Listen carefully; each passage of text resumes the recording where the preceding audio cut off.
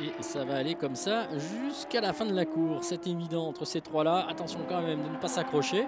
Et on va dire que ça fait quand même du bien de voir Greg Mansell un petit peu agressif. Parce que, on va pas dire que c'est un petit peu ce qu'on peut lui reprocher à Greg Mansell, mais on le sent parfois un peu passif dans ses courses. Il est dans le peloton.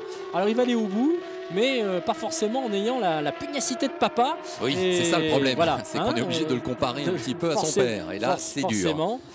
Qui ne lâchait rien, qui était vraiment un furieux lui aussi. Et ben voilà, c'est en train de rentrer peut-être avec la confiance pour Greg Mansell. Ah mais Mansell, à chaque fois je dis, il faut se souvenir, je parle du père là, il n'y a que 3 pilotes au monde qui ont gagné plus de grands prix que lui. Bah, c'est Schumacher, Senna et Prost. Ça veut déjà dire beaucoup de choses. Le poids de Mansell finalement dans l'histoire de la Formule 1. C'est le dernier tour pour Guerrieri, ça c'est sûr. Je pense qu'on va le retrouver d'ici quelques instants. Pas d'inquiétude pour l'Argentin.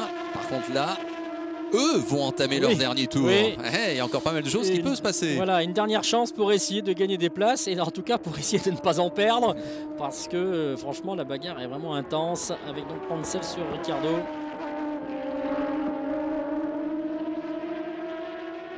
Voilà, donc ils sont respectivement 10, 11 et 12.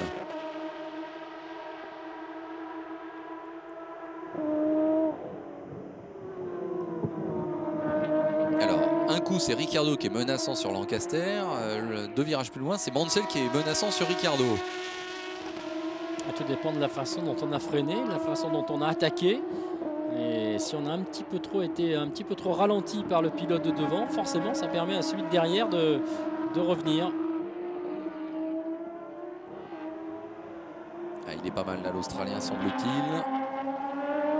Alors que devant, voilà, le numéro 25, Esteban Guerrieri. Une dernière montée pour lui avant d'aller retrouver la ligne de chronométrage. Voilà, un dernier virage à gauche, un dernier virage à droite et ça va être l'arrivée. Il a laissé un petit peu revenir derrière lui. Il a contrôlé parfaitement cette fin de course pour donc passer en premier le drapeau damier. Deuxième victoire de la saison pour Esteban Guerrieri.